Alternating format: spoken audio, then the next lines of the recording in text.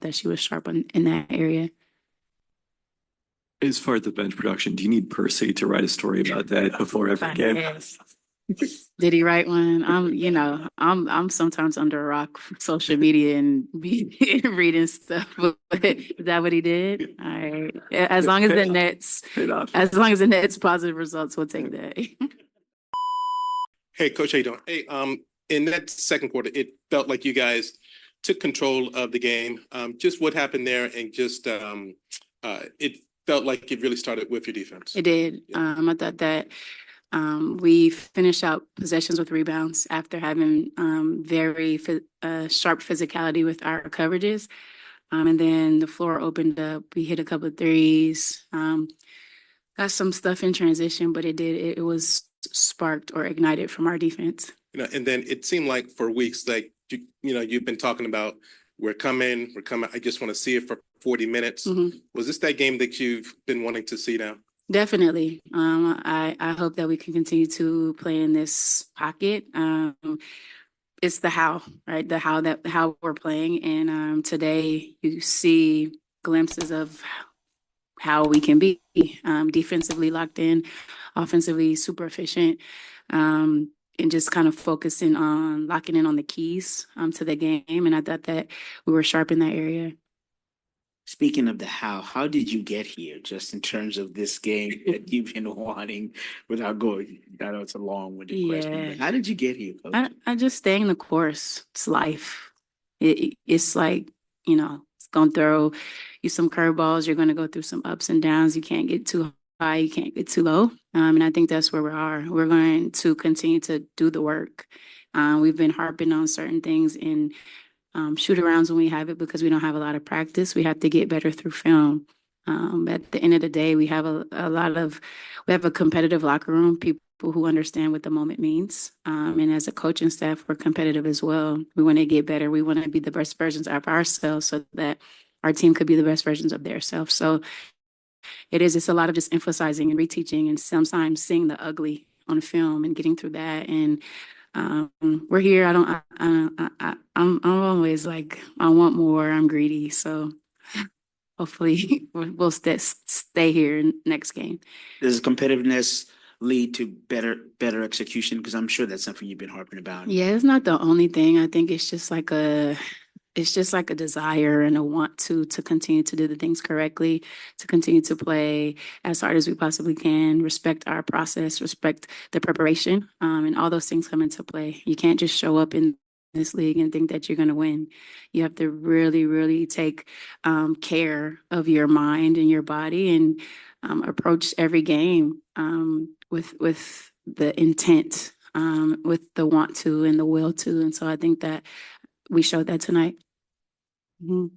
Hey, Coach. In previous games, there have been some cases where the opponent's bigs have really established themselves and caused a big problem. Today, you held Griner to just 4 points. Mm-hmm. What do you think worked well today? And was it more so tactical changes or just really the effort and the want to? I think both. I think Ezzy did an excellent job of sticking to the scout. And part of the scout on Griner is what you do on the opposite end of the floor.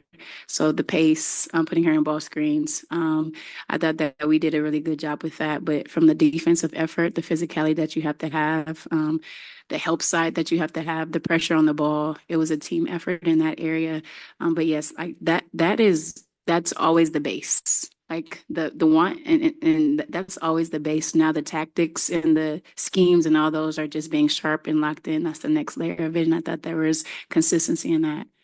And then in terms of some impact off the bench, obviously the first quarter stayed pretty close and then sort of blew it open in the second quarter. It felt like Jordan Horston was a big part of that. Mm-hmm. Can you just talk to what you saw from her today and maybe how this matchup was a good one for her? Yeah, I thought that first and foremost, her size and her athletic ability to stay in plays with her matchups are key, whether it was Ka or whether it was Diana. She was locked into that coverage.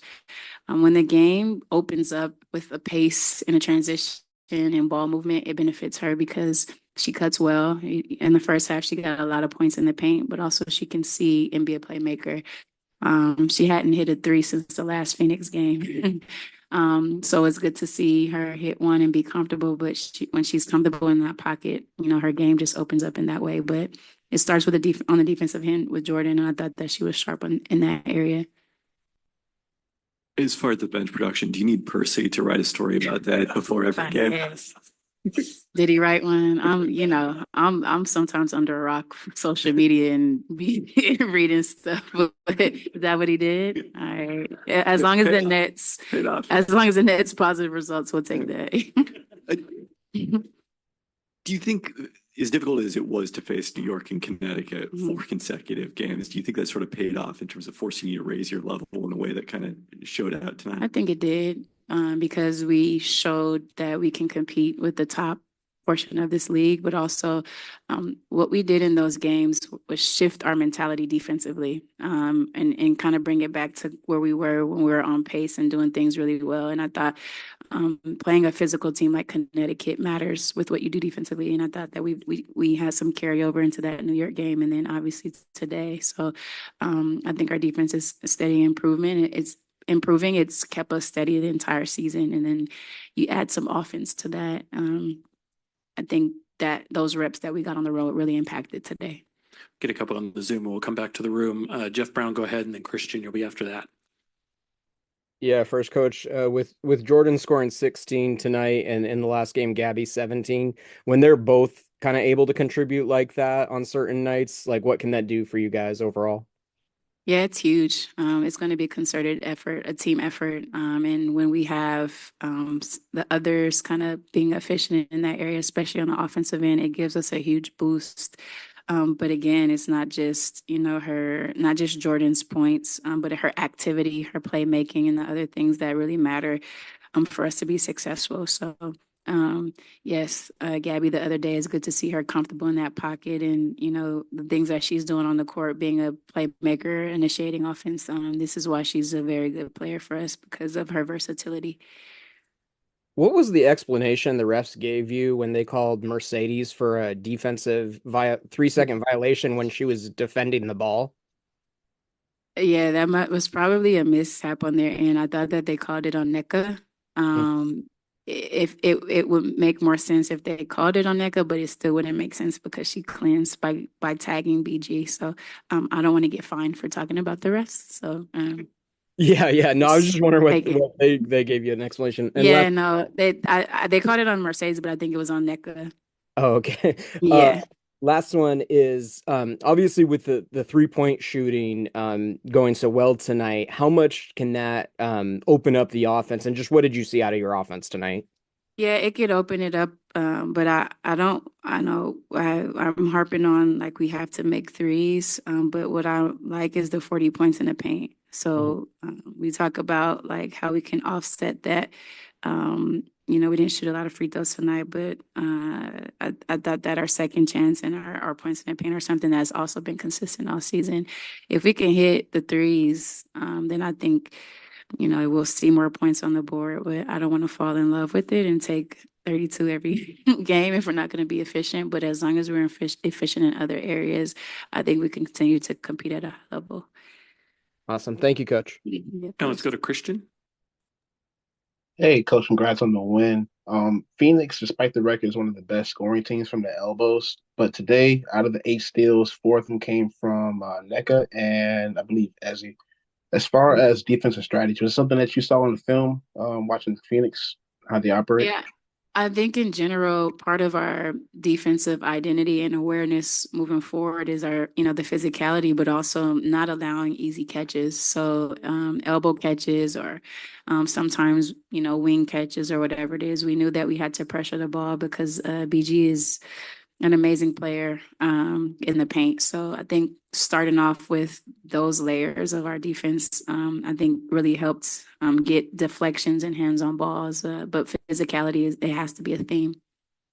And to see the production that you got, not necessarily in transition, but off of turnovers and physicality, knowing a lot of all of that, most of it came from one-on-one coverage. How does that kind of go into the next game and then build on going into the playoffs as far as strategy? Yeah, as you get to the latter part of the season and moving into playoff basketball, everyone knows everyone's offense really. And so it comes down to players making plays. And that also comes down to your one-on-one defense. You know, part of our team defenses are what we do on the ball. If we're able to stay solid one-on-one, really contain our matchups, I think that's the other layer of your defense. Not relying on help all the time, but just understanding that you taking on the challenge of really like locking up your defender. I think that's something that this team can do. And could you touch on Joyner Holmes and Mercedes Russell's impact today? I know Mercedes was 1 for 7, but her impact as far as in the half court on the offense, and both of them on defense with BG and the rest of Phoenix's big was really great. Mercedes has been in this league for a while, so she does well when she guards Griner. She plays with her mind and also, you know, is physical to some capacity. So I thought she did well in her minutes there. And then Joyner coming in and being athletic, a couple of those alley-oops from Jordan. It's good to see. And then knocking down a three, the production level that she can have can help us a ton if she stays, you know, locked into scout, sharp, and just ready to play. Thank you. All right, thanks, Christian. Last question here in the room we'll take from Katie. Thank you so much. What a great game, Coach Quinn. Thank you. Thank you so much. Earlier in the pregame, you mentioned about the offensive and defensive rebounds. Talk to us a little bit about what you saw tonight and how you feel like that secured the win.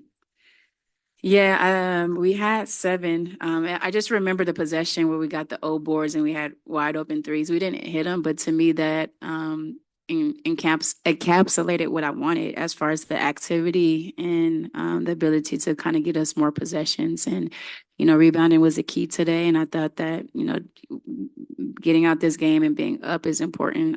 Being plus, I don't know, my math is always bad. Bad math.